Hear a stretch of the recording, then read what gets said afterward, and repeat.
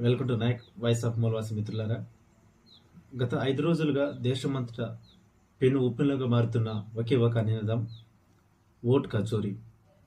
Congress party నాయకులు, ప్రతిపక్ష నాయకులు రాహుల్ గాంధీ గారు ఈ ఓట్ చోరీ అనే నినాదాన్ని ప్రపంచమంతటా మారుమోగించేలాగా ప్రయత్నం చేస్తున్నాడు. అనేక సోషల్ మీడియా, టీవీ ప్రచారాల్లో, సోషల్ మీడియా ప్రచారాల్లో ప్రపంచవ్యాప్తంగా మారుమోగుతా ఉంది ఓట్ చోరీకి గురయ్యాయని.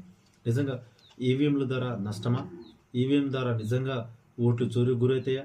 నిజంగా ఈవీఎం ద్వారా ప్రజాస్వామ్యానికి నష్టమా?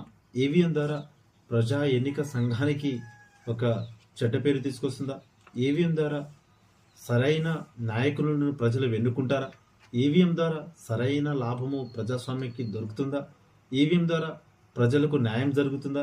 ఈవీఎం ద్వారా నిజంగా ప్రజలు ఎన్నుకోవాలి అనుకున్న నాయకుడిని ఈవీఎం ద్వారా నిజంగా ఎన్నుకోవచ్చా అనే అనేకమైన పరిశీలనను మనము క్షుణ్ణంగా పరిశీలన చేయవలసిన సమయం దగ్గర పడింది. మిత్రులా గమనించాలి ఈ విషయాన్ని. EVM electronic voting machine. మనం అంతకుముందు బ్యాలెట్ పేపర్ ద్వారా మన ఓట్లను వేసి స్వచ్ఛందంగా నాయకులను మనం ఇష్టం వచ్చిన మనకు ప్రజలకు సమానత్వంలో పాలన చేసే నాయకులను మనం ఎన్నుకోవడానికి ఆస్కారం ఉంది. కానీ ఈ ఎలక్ట్రానిక్ ఓటింగ్ మిషన్ ద్వారా నిజంగా సరైన మనం అనుకున్న నాయకులను, ప్రజలను సమానత్వంలో లౌకిక భావం కలిగిన ప్రజాస్వామ్య విలువలతో భారత రాజ్యాంగం కలిగిన చట్టాలు, ప్రాథమిక అంశాలు, హక్కులు, వాటి ద్వారా పరిపాలన చేసే నాయకులను మనం నిజంగా ఈవీఎం ద్వారా ఎన్నుకోవచ్చా అనే అనేకమైన అంశాలను పరిశీలన చేస్తే మనకు ఈవీఎం ద్వారా నష్టం ఎంత, లాభం ఎంతో మనకు అర్థమవుతుంది. ఈవీఎం ద్వారా దేశానికి నష్టమా, లాభమా అనే చర్చ మొదలవుతుంది. ఈ ఈవీఎం అనే సిస్టమ్ని నిషేధించారు, తొలగించారు. చాలా దేశాల్లో ఒప్పుకోలేదు. ఇందులో దొంగతనం జరుగుతున్నాయి. గెలవలేని పార్టీలు, బలహీనం కలిగిన పార్టీలు మళ్ళీ అధికారంలో వస్తున్నాయి అనే కోణంతో ఇందులో దొంగతనం జరుగుతుంది, ఇందులో మోసం జరుగుతుంది, కుట్ర జరుగుతుంది, ప్రజలకు న్యాయం జరగట్లేదు అనే కోణంలో అనేకమైన అభివృద్ధి చెందుతున్న దేశాలు, టెక్నాలజీలో పేరు ప్రఖ్యాత కాంచిన దేశాలు, ముందుకు దూసుకు వెళ్తున్న దేశాలు వీటిని తొలగించడం జరిగింది. అందులో మనం కొన్ని దేశాలు చూద్దాం. మనం ఇక నేను చాలా దేశాలు లిస్ట్ అవుట్ చేశాను. జర్మనీ, నెదర్లాండ్స్, తర్వాత USA, Ireland, England, France, Italy, Venezuela, ఇక అనేకమైన దేశాల్లో, చాలా దేశాల్లో ఈ ఈవీఎం మీద రీసెర్చ్ చేసి ఇందులో దొంగతనం జరుగుతుంది, ఇది మంచిది కాదు, ఎన్నికల ప్రజాపాలనకి ఇది మంచిది కాదు అనే కోణంతో దీనిని అవాయిడ్ చేయడం జరిగింది, దీన్ని బ్యాన్ చేయడం జరిగింది. దేశవ్యాప్తంగా బ్యాలెట్ పేపర్ల ద్వారా మాత్రమే ఎలక్షన్లు జరుగుతున్నాయి, స్వచ్ఛమైన ఎలక్షన్లు జరుగుతున్నాయి. ప్రజలు కోరుకున్న నాయకుడిని ఎన్నుకుంటున్నారు బ్యాలెట్ పేపర్ల వల్ల. మన దేశంలో కూడా దాదాపుగా స్వతంత్రం వచ్చి 1947లో మనకు స్వతంత్రం వచ్చింది. ఆ తర్వాత మొట్టమొదటిగా మన భారతదేశంలో ఎలక్షన్ ఎప్పుడు జరిగింది అంటే 1951-52 మధ్యలో జరిగింది మనకు. అక్కడ మనము స్వచ్ఛందంగా భారతదేశ ప్రజలందరూ మొట్టమొదటిసారిగా మన భారతదేశంలో ప్రజాపాలన ఒక సిస్టమేటిక్గా నడపాలనే కోణంలో బ్యాలెట్ పేపర్ను వాడుకొని స్వచ్ఛందంగా వాళ్ళు ఓట్లు వేసి వాళ్ళు ప్రజలను వెన్నుకున్నారు. మొట్టమొదటిగా రాష్ట్రపతి రాజేంద్ర ప్రసాద్, మొట్టమొదటి ప్రధాని మన దేశానికి జవహర్లాల్ నెహ్రూని ప్రజలు ఎన్నుకున్నారు. అక్కడి నుంచి 1982 వరకు బ్యాలెట్ పేపర్ల వల్లనే చాలామంది ప్రధానులు రాష్ట్రపతి అయ్యారు. అక్కడ ఆ రోజు ఉన్న ఆ సంవత్సరం 1982 సంవత్సరంలో ఉన్న ప్రధానమంత్రి ఇందిరాగాంధీ గారు. ఆ కాలంలోనే మన ముంబై యూనివర్సిటీలో ఈ ఈవీఎం అనే మిషన్ని కొంతమంది సభ్యులు, ఐఐటి డెవలప్మెంట్ కొంతమంది సభ్యులు దీన్ని పరిచయం చేయడం జరిగింది. ఇది మొట్టమొదటిగా మన దేశంలో కేరళ రాష్ట్రంలో ఇది ఉప ఎన్నికల్లో దీన్ని వినియోగించారు. అక్కడి నుంచి తరచుగా ఉపయోగిస్తూనే ఉన్నారు. ఇప్పుడు 2014లో బీజేపీ పాలన వచ్చినప్పుడు ముమ్మరంగా దీనిని ముందు కొనసాగించి ప్రతి ఎలక్షన్లో ఈవీఎం అనే సిస్టమ్ని ఉపయోగించడం జరుగుతూ ఉంది. చాలామంది మిత్రులు, చాలామంది మేధావులు, చాలామంది సోషల్ మీడియాలో ఈవీఎం ద్వారా మోసాలు జరుగుతాయి, ఓట్లు దొంగతనానికి గురవుతాయి అని దాదాపుగా 10 సంవత్సరాల నుంచి మాన్యశ్రీ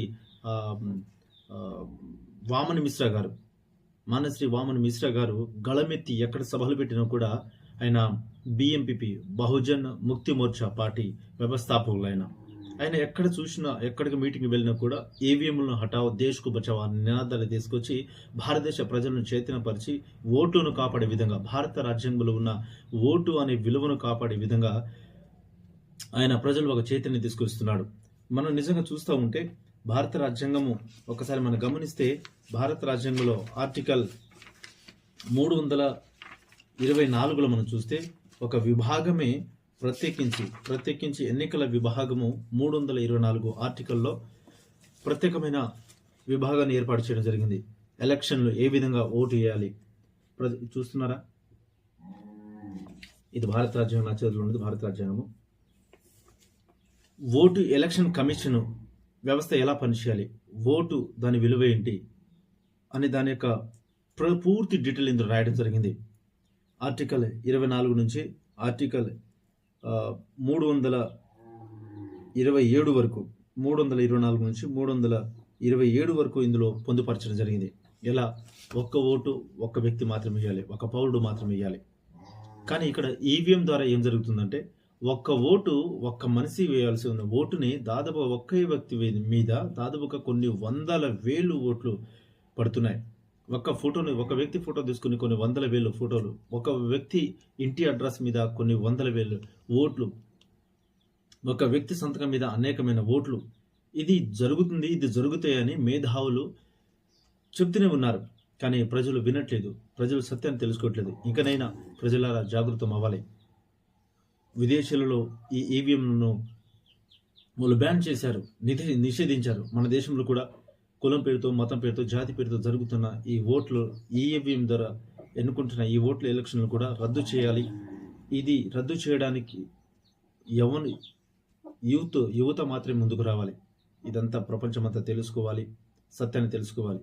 ఈవీఎంని మనం ఎప్పుడైతే తొలగిస్తామో స్వచ్ఛందంగా బ్యాలెట్ పేపర్ల ద్వారా మాత్రమే మనం ఓటు వేసి నిజాయితీ కలిగిన ఒక నాయకుడిని మనం ఎన్నుకోవడానికి మనం ప్రయత్నం చేయాలి. ప్రతి గ్రామాలలో, ప్రతి తండాలలో, పంచాయతీ గ్రామాలలో ప్రతి యువత ముందుకొచ్చి ఈవీఎం మీద అవగాహన కలిగించాలి. ఈవీఎం మీద మనము ఒక పరిశీలన చేయాలి. ఈవీఎం ఇది మంచిదా కాదా అని ప్రజలు ఒక చైతన్యం తీసుకురావాలి, మేల్కొల్పు చేయాలి.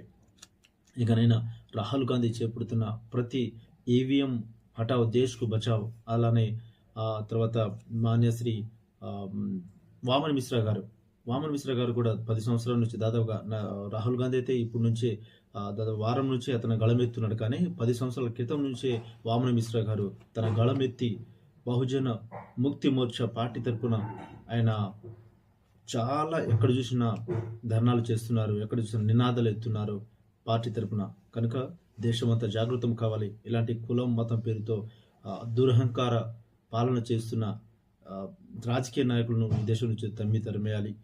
ఆ తర్వాత భారత రాజ్యాంగంలో ఉన్న ప్రతి ఆర్టికల్ను మనం కాపాడే విధంగా భారత రాజ్యాంగము ప్రకారంగా ఈ దేశంలో ప్రతి ఎన్నికలు జరగాలి, ప్రతి వ్యవస్థ నడవాలి, ప్రతి గవర్నమెంట్ సెక్టర్, ప్రతి గవర్నమెంట్ డిపార్ట్మెంట్ నడుచుకోవాలి అని మనము ప్రతి యువతకు భారత రాజ్యాంగము చైతన్యము అనే ఒక అవగాహన మనము కల్పించే విధంగా మనం ముందుకు అడుగు వేయాలి.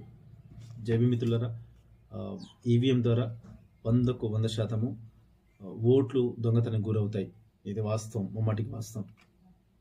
జై భీమ్. థ్యాంక్ యూ మిత్రులారా.